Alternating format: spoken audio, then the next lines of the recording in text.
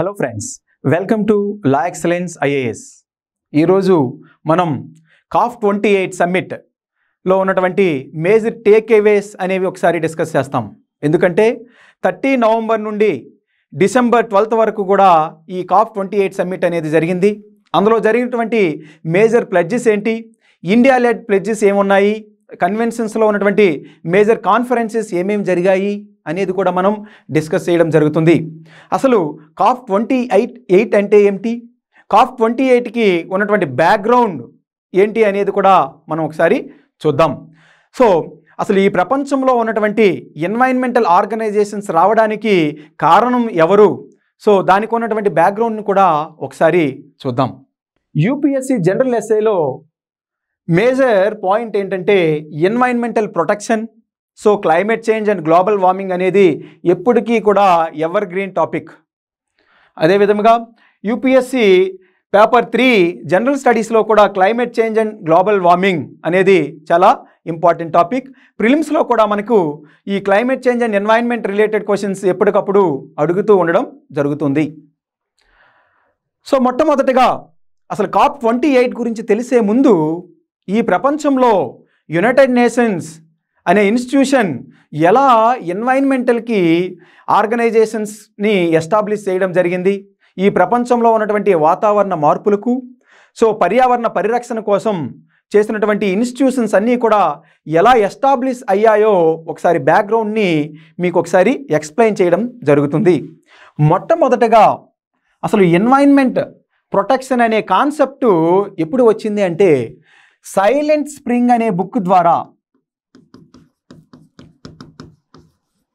Silent spring అనే book Rachel Carson అనే ఆమె మొట్టమొదటగా ఈ బుక్ని రాయడం జరిగింది.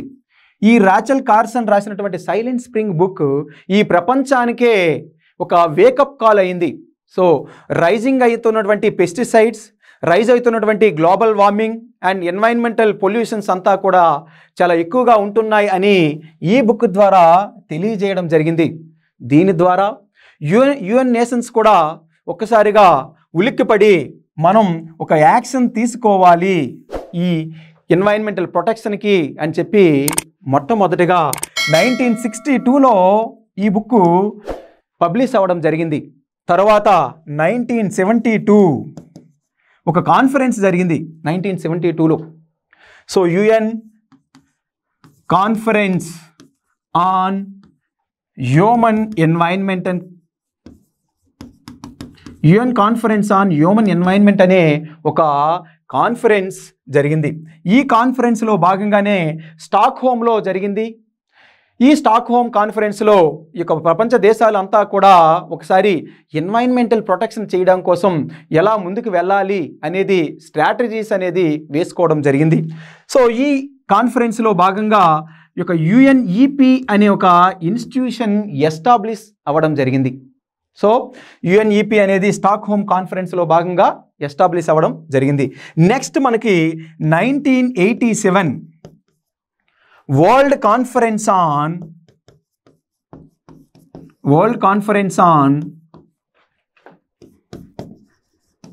Human environment and development.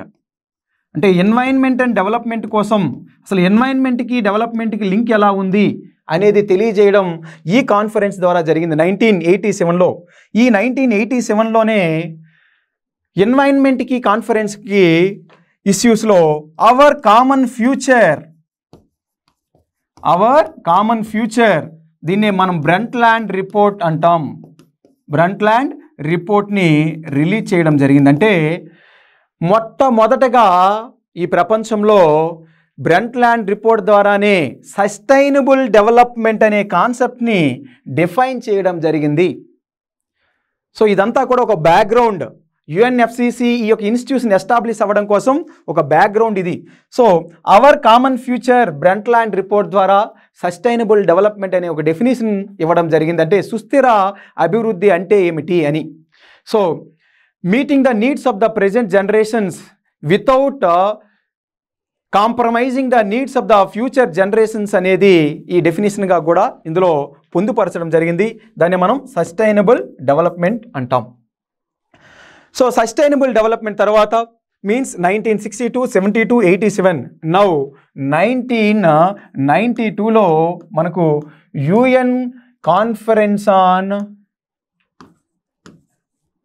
Human environment and development, దీన్నే మనం Rio conference or earth summit అని అంటాం. ఇందులో భాగంగానే మేజర్ ఇన్స్టిట్యూషన్స్ అనేవి ఎస్టాబ్లిష్ అయ్యాయి. ఒకటి UNFCCC, second one CBD, next one UNCCD అనే మేజర్ ఇన్స్టిట్యూషన్స్ ఎస్టాబ్లిష్ అయ్యాయి. ఈ యొక్క యుఎన్ఎఫ్సిసినే మనం ఇన్స్టిట్యూషనే కాప్ అనే ఒక కాన్ఫరెన్స్ ఆఫ్ పార్టీస్ని ఒక ఎస్టాబ్లిష్ చేయడం జరిగింది. ఇందులో ఉన్న గ్రూప్ మెంబర్స్ అంతా కూడా United Nations framework convention on climate చేంజ్లో భాగంగానే ఈ కాప్ అనే మెంబర్స్ అంతా కూడా ఫామ్ అవ్వడం జరిగింది. ఈ కాప్ అనే సమ్మిట్స్ దీని ద్వారా ఎప్పటికప్పుడు కండక్ట్ చేస్తూ ఉంటాం. దీని ద్వారా మనకు ప్రపంచంలో ఏ స్ట్రాటజీస్ ద్వారా ఎన్వైరన్మెంట్ని ప్రొటెక్ట్ చేసుకోవచ్చు, ఈ పర్యావరణ మార్పుల్ని తగ్గించవచ్చు అనేది ఈ కాన్ఫరెన్స్ ఆఫ్ పార్టీస్ ద్వారా జరుగుతూ ఉంటాయి. ఇప్పుడు మనం conference of parties COP28 summit గురించి దీని ద్వారా మనం తెలుసుకుంటాం. ఇందులో భాగంగా కాన్ఫరెన్స్ ఆఫ్ పార్టీస్ 28లో ఉన్నటువంటి హైలైట్స్ ఏంటో ఒకసారి చూద్దాం. మొట్టమొదట ప్లెడ్జ్ ఏంటంటే ట్రిపులింగ్ న్యూక్లియర్ కెపాసిటీ బై 2050, అంటే 2050కి న్యూక్లియర్ ఎనర్జీని 3 రెట్లు పెంచాలి 2050కి అనేది దీని యొక్క టార్గెట్. జనరల్గా న్యూక్లియర్ ఎనర్జీ అనేది clean source of energy but non renewable energy source. మేజర్గా ఉన్నటువంటి డెవలప్డ్ కంట్రీస్, మేజర్గా ఫ్రాన్స్, యునైటెడ్ కింగ్డమ్, జపాన్ లాంటి కంట్రీస్ దగ్గరగా 22 కంట్రీస్ ఇందులో భాగంగా ఉన్నాయి. సో న్యూక్లియర్ ఎనర్జీకి ఇన్ని మెంబర్స్ ఉన్నప్పటికీ ఇండియా అనేది మెంబర్ కాదు. సో అంటే ఈ కాప్ సమ్మిట్లో మెయిన్ ఎయిమ్ ఏంటంటే కర్బన ఉద్గారాలను తగ్గించాలి, గ్రీన్ హౌస్ గ్యాసెస్ని. సో అందులో భాగంగానే ఈ యొక్క న్యూక్లియర్ ఎనర్జీని 3 రెట్లు పెంచాలనేది ఈ కొన్ని దేశాలు కంకణం కట్టుకున్నాయి. సో ఇండియా మెంబర్ కాదు, ఇది గుర్తుపెట్టుకోవాలి. ఎందుకంటే ఇండియా యొక్క మెయిన్ ఎయిమ్ ఏంటంటే రెన్యూవబుల్ సోర్స్ ఆఫ్ ఎనర్జీని తొందరగా మనం ఎక్వైర్ చేయాలి. అంటే మేజర్గా ఇంటర్నేషనల్ సోలార్ అలయన్సెస్ ద్వారా సోలార్ ఎనర్జీ, విండ్ ఎనర్జీ, మిగతా రెన్యూవబుల్ సోర్సెస్ పైన మనం ఫోకస్ పెట్టాం. ఎందుకంటే వైబిలిటీ అనేది తక్కువ న్యూక్లియర్ ఎనర్జీలో, కాస్ట్ ఆఫ్ ఎనర్జీ ప్రొడక్షన్ కూడా ఎక్కువగా ఉంటుంది ఇందులో. సో అందుకని ఇండియా మెంబర్గా ఇందులో లేదు. నెక్స్ట్ టేక్అవే ఏంటంటే లాస్ అండ్ డ్యామేజ్ ఫండ్. ఈ లాస్ అండ్ డ్యామేజ్ ఫండ్ జనరల్గా COP27లోనే మనకు ఈజిప్ట్లోనే దీనికి ఆల్మోస్ట్ ఫైనలైజ్ అనేది అవ్వడం జరిగింది. ఈ సమ్మిట్లో ఓవరాల్గా ఫైనల్ డ్రాఫ్ట్ని కన్ఫర్మ్ చేయడం జరిగింది. అసలు లాస్ అండ్ డ్యామేజ్ ఫండ్ అంటే ఏమిటి?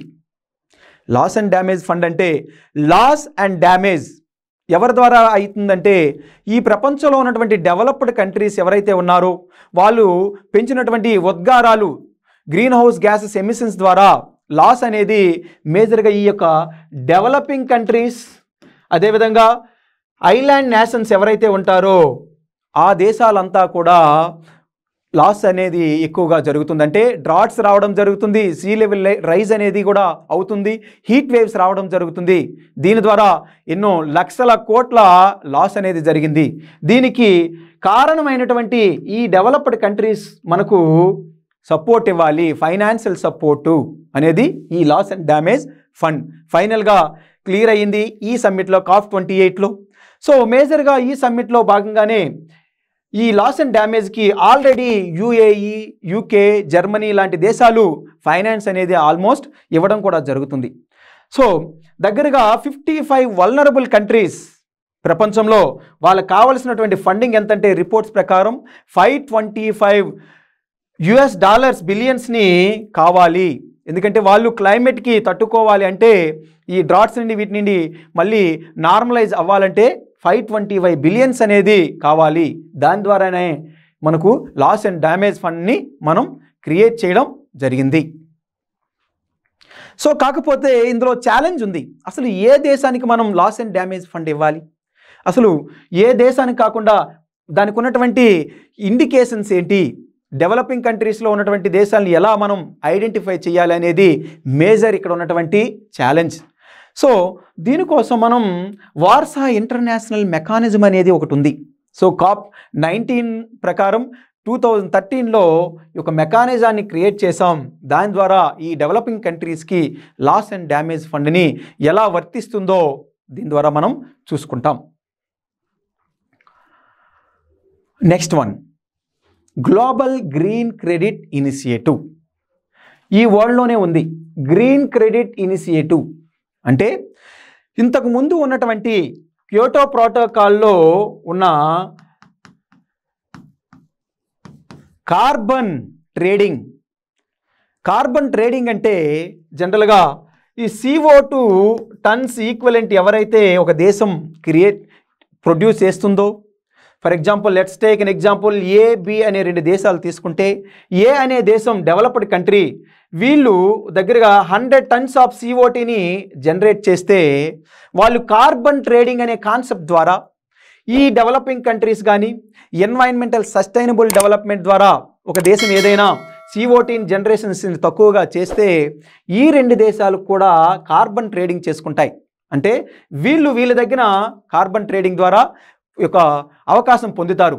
అంటే డెవలప్డ్ కంట్రీస్ GHG ఎమిషన్స్ని ప్రొడ్యూస్ చేసినా కూడా వాళ్ళు ఈ కార్బన్ ట్రేడింగ్ ద్వారా కొనుక్కుంటే మీరు ఎంతైనా ప్రొడ్యూస్ చేసుకోవచ్చు అనే ఒక నెగిటివ్ కాన్సెప్ట్ క్యోటో ప్రోటోకాల్లో జనరేట్ చేశారు. కాకపోతే ఇది ఫెయిల్డ్ కాన్సెప్ట్.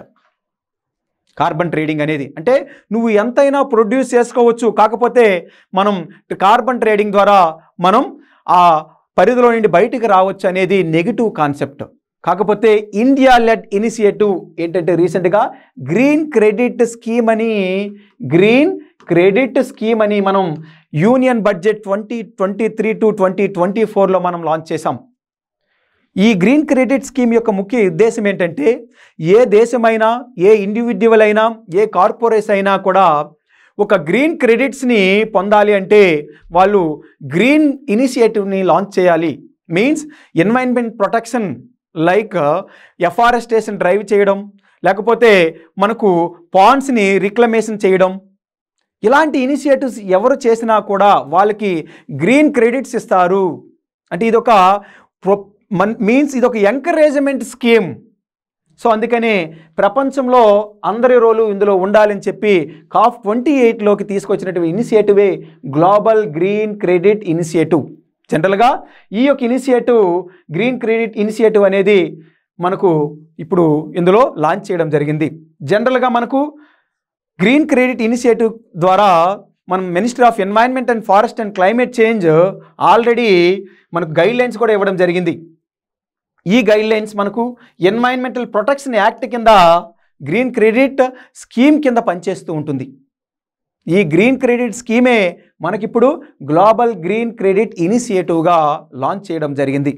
సో కొత్త ఇన్నోవేషన్స్ని తీసుకువచ్చి ఈ యొక్క ఎన్వైరన్మెంట్ని ప్రొటెక్ట్ చేసే వాళ్ళకందరికీ కూడా క్రెడిట్స్ ఇస్తారు అనేదే ఈ పథకం యొక్క ఈ ఇనిషియేటివ్ యొక్క ముఖ్య ఉద్దేశం. Next initiative green rising initiative. Green rising initiative కూడా ఇండియా లెడ్ ఇనిషియేటివ్. ఎందుకంటే అన్నీ కూడా ఇండియా లెడ్ ఇనిషియేటివ్ అంటున్నామంటే ప్రపంచంలో ఎన్వైరన్మెంటల్ ప్రొటెక్షన్ కోసం ఒక ఫ్రంట్ రన్నర్గా ఉంటున్నటువంటి దేశం ఏంటంటే భారతదేశం. సో మనం ఎన్నో ఇనిషియేటివ్స్ ఇంటర్నేషనల్ సోలార్ అలయన్స్ లాంటి మేజర్ ఇనిషియేటివ్ను కూడా ఇండియా లాంచ్ చేసి ఇండియా ముందుకి వెళ్తూ ఉండి ఒక ప్రపంచానికి ఒక లీడర్గా ఉంటుంది. అంటే ఇంతకుముందు చూసుకుంటే డెవలప్డ్ కంట్రీస్ మాత్రమే ఇలాంటి క్లైమేట్ ఇనిషియేటివ్స్ని తీసుకొచ్చేవారు. కాకపోతే గ్లోబల్ సౌత్కి ఒక లీడర్గా ఉన్నటువంటి దేశం భారతదేశం. సో భారతదేశం ఇప్పుడు ఇలాంటి క్లైమేట్ ఇనిషియేటివ్ని తీసుకొస్తుంది. ఓకే, అందులో భాగంగానే గ్రీన్ రైజింగ్ ఇనిషియేటివ్. ఈ గ్రీన్ రైజింగ్ ఇనిషియేటివ్ అనేది యూత్ని ఇందులో మమేకం చేయడం. అంటే ఎడ్యుకేషన్ అండ్ క్లైమేట్ని లింక్ చేసాం ఈ ఇనిషియేటివ్ ద్వారా. ఎడ్యుకేషన్ అంటే ఎవరు వస్తారంటే ఇక్కడ పబ్లిక్ ప్రైవేట్ యూత్ పార్ట్నర్షిప్ ద్వారా, న్యూ ఇన్నోవేషన్ టెక్నాలజీస్ ద్వారా సో ఎడ్యుకేట్ చేసి ఈ పర్యావరణాన్ని కాపాడుకోవాలి అనేదే ఈ గ్రీన్ రైజింగ్ ఇనిషియేటివ్ యొక్క ముఖ్య ఉద్దేశం. ఈ ఇనిషియేటివ్ని కొలాబరేట్ చేసేది ఎవరంటే UNICEF ఇన్స్టిట్యూషన్ అండ్ మన యొక్క institution ministry of environment, forest and climate change కలిపి లాంచ్ చేసినటువంటి initiative green rising initiative. Next one, global stock take. యూపీఎస్సీలో one of the important concept ఏంటంటే ఎన్వైరన్మెంట్లో global stock take. Global stock take అనేది మొట్టమొదటగా మనకి COP21లో లాంచ్ అయింది. ఈ COP21లో ఈ ప్రపంచ దేశాలంతా కూడా ఎవరైతే ఈ ప్యారిస్ క్లైమేట్ డీల్ని యాక్సెప్ట్ చేశారో అందులో ఉన్నటువంటి కంట్రీస్ అంతా కూడా ఇంటెండెడ్ నేషనల్లీ డిటర్మైన్డ్ కంట్రిబ్యూషన్స్, తమకు తాముగానే ప్రతి దేశం కూడా కొన్ని గోల్స్ని పెట్టుకున్నారు, కొన్ని ప్లెడ్జెస్ని పెట్టుకున్నారు. ఆ ప్లెడ్జెస్ని ఈ ప్రతి దేశాలు కూడా ఏ స్టేజ్లో ఉన్నారు, వాళ్ళు లాంచ్ చేసినటువంటి స్కీమ్స్ అంతా కూడా ఏ స్టాండర్డ్లో ఉన్నాయి అనేది రివ్యూ చేసుకున్నటువంటిదే ఈ ఒక గ్లోబల్ స్టాక్ టేక్ అనే కాన్సెప్ట్. సో అంటే టార్గెట్ 35% గ్రీన్ హౌస్ గ్యాస్ ఎమిషన్స్ని తగ్గించాలంటే ఇప్పుడు ఆ దేశం ఏ స్టేజ్లో ఉంది అనేది రివ్యూ చేసుకోవడానికి పెట్టినటువంటిదే ఈ యొక్క గ్లోబల్ స్టాక్ టేక్. అంటే ప్రతి 5 సంవత్సరాలకు రివ్యూ చేయాలి ప్రతి దేశంది అనేదే గ్లోబల్ స్టాక్ టేక్. ఈ COP28లో ఈ గ్లోబల్ స్టాక్ టేక్ని యాక్సెప్ట్ చేయడం జరిగింది, డ్రాఫ్ట్ కూడా రిలీజ్ చేయడం జరిగింది. సో ఇందులో భాగంగానే మనకు COP28లో ఈ కాన్సెప్ట్ అనేది చాలా ఇంపార్టెంట్. సో నేను అడిగే క్వశ్చన్ ఏంటంటే, మనం INDCస్ని ఎప్పుడు మనం ఇండియా అనేది టార్గెట్ని ప్లెడ్జెస్ని రైజ్ చేసింది? రీసెంట్గా పంచామృత్ అనే ఒక కాన్సెప్ట్ని కూడా ఏ COP సమ్మిట్లో మన ఇండియా లాంచ్ చేసిందో కూడా మీరు ఆన్సర్ని పోస్ట్ చేయండి. Next one, global river cities alliance. ఇది కూడా ఇండియా లెడ్ ఇనిషియేటివ్. ఈ గ్లోబల్ రివర్ సిటీస్ అలయన్స్ అంటే river cities India concept. River cities alliance అనే ఒక కాన్సెప్ట్ని ఇండియా ఆల్రెడీ మన దగ్గర ఉన్నటువంటి కాన్సెప్ట్. అంటే రివర్ సిటీస్ అంటే మన భారతదేశంలో ఉన్నటువంటి రివర్కి ఒడ్డున ఉన్నటువంటి అన్ని పట్టణాలు కూడా ఒక సస్టైనబుల్ వేలో డెవలప్ చేసి ఈ రివర్ యొక్క హెల్త్ని కాపాడాలి అనేదే ఈ రివర్ సిటీస్ అలయన్స్ యొక్క ఇండియన్ కాన్సెప్ట్. ఈ రివర్ సిటీస్ అలయన్స్ని ఈ COP28లో గ్లోబల్ రివర్ సిటీస్ అలయన్స్గా లాంచ్ చేయడం జరిగింది. సో ఇందులో అగ్రిమెంట్ కూడా పెట్టుకున్నాం. National mission for clean Ganga signed అనే memorandum of common purpose with Mississippi river cities and towns ఇనిషియేటివ్తో కలిపి ఒక MOU పెట్టుకున్నాం. దీని ద్వారా ఈ యొక్క యుఎస్ఏనే కాకుండా ప్రపంచంలో ఉన్నటువంటి మేజర్ సిటీస్ అంతా కూడా రివర్ సిటీస్ అంతా కూడా ఇందులో భాగంగా ఉన్నాయి. మేజర్ ఉద్దేశం ఏంటంటే సిటీస్లో పక్కన ఉన్నటువంటి రివర్స్ని అంతా కూడా కలుషితం కాకుండా చూసుకోవాలి అనేదే దీని యొక్క మేజర్ ఆబ్జెక్టివ్. మన ఇండియాలో అయితే మాత్రం ఈ స్కీమ్ లాంచ్ చేస్తున్నటువంటిది, ఇంప్లిమెంట్ చేస్తున్నటువంటిది ఎవరంటే ministry of Jal Shakti and national institute for urban affairs under ministry of housing and urban affairs కింద మన ఇండియాలో ఈ స్కీమ్ అనేది ఆల్రెడీ లాంచ్ అయ్యి వర్క్ అవుతూ ఉంది. సో ఇండియా అనేది ఇందులో ఆటోమేటిక్గా మెంబర్, యుఎస్ఏ కూడా మెంబర్. దగ్గరగా 124 సిటీస్ దగ్గరగా ఇందులో భాగంగా ఉన్నాయి. దగ్గర ఓవరాల్గా కలిపితే ఇండియాలో కూడా చాలా ఇంపార్టెంట్ సిటీస్ కూడా భాగంగా ఉన్నాయి. నేను అడిగే క్వశ్చన్ ఏంటంటే, అసలు సస్టైనబుల్ సిటీస్ అనే కాన్సెప్ట్ సస్టైనబుల్ డెవలప్మెంట్ గోల్స్లో ఎన్నో గోల్కి దీన్ని వర్తిస్తుంది అనేది నా యొక్క క్వశ్చన్. నెక్స్ట్ క్వశ్చన్ ఏంటంటే, మనకు sustainable water usage, river water usage అనేది మనకు సస్టైనబుల్ డెవలప్మెంట్ గోల్స్లో ఎన్నో గోల్కి లింక్ అయి ఉందో మీరు ఒకసారి ఆన్సర్ని పోస్ట్ చేయండి. నెక్స్ట్ కాన్సెప్ట్ ఏంటంటే క్లైమేట్ క్లబ్ అనే ఇనిషియేటివ్ ఈ COP28లో లాంచ్ చేయడం జరిగింది. ఈ క్లైమేట్ క్లబ్ అనే ఇనిషియేటివ్ అనేది మేజర్ ఎయిమ్ ఏంటంటే particularly decarbonisation of industry. Club అంటేనే ఇండస్ట్రీ రిలేటెడ్. అంటే డీకార్బనైజేషన్ అంటే ఏంటి అంటే ఇండస్ట్రీస్లో కార్బన్ ఉద్గారాలు రిలీజ్ అనేది తక్కువ చేయాలి, న్యూ టెక్నాలజీని అడాప్ట్ చేసుకోవాలి అనేదే ఈ డీకార్బనైజేషన్ ఆఫ్ ఇండస్ట్రీ యొక్క కాన్సెప్ట్. ఈ క్లైమేట్ క్లబ్లో ఇండియా అనేది మెంబర్ కాదు అనేది గుర్తుపెట్టుకోవాలి ఎగ్జామ్లో. So next one, 36 member countries ఉన్నారు. మేజర్గా ఇండస్ట్రీస్ అంటేనే developed and industrialised countries initiative అని గుర్తుపెట్టుకోవాలి. అంటే ఈ యొక్క ఇనిషియేటివ్ని జర్మనీ G7 మెంబర్ కంట్రీ మొట్టమొదటగా లాంచ్ చేయడం, ఇనిషియేషన్ స్టార్ట్ చేయడం జరిగింది. And next initiative the buildings breakthrough initiative. ఈ బిల్డింగ్స్ బ్రేక్ త్రూ ఇనిషియేటివ్ యొక్క major ఏమేంటంటే sustainable and green బిల్డింగ్స్ని create చేయాలి.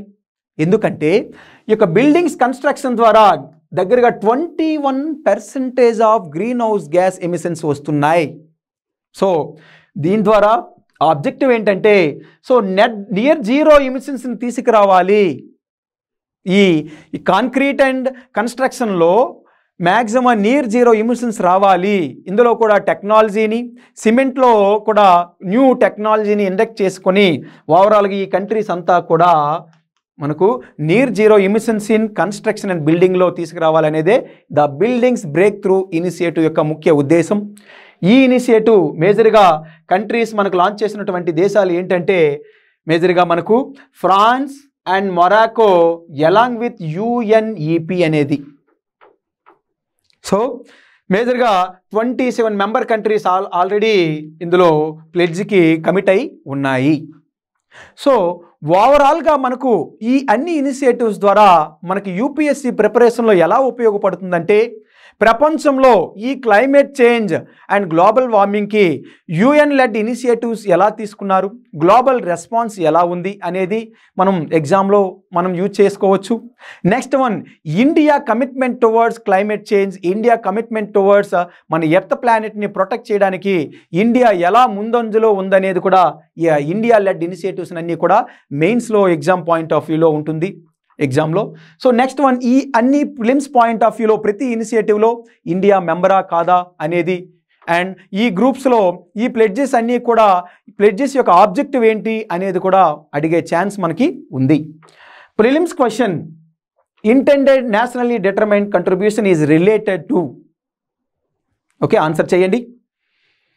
Mains question in the context of COP28 what is the loss and damage fund? Critically analyze its effectiveness in providing financial support to vulnerable countries and communities that are mostly affected by adverse impact of climate change.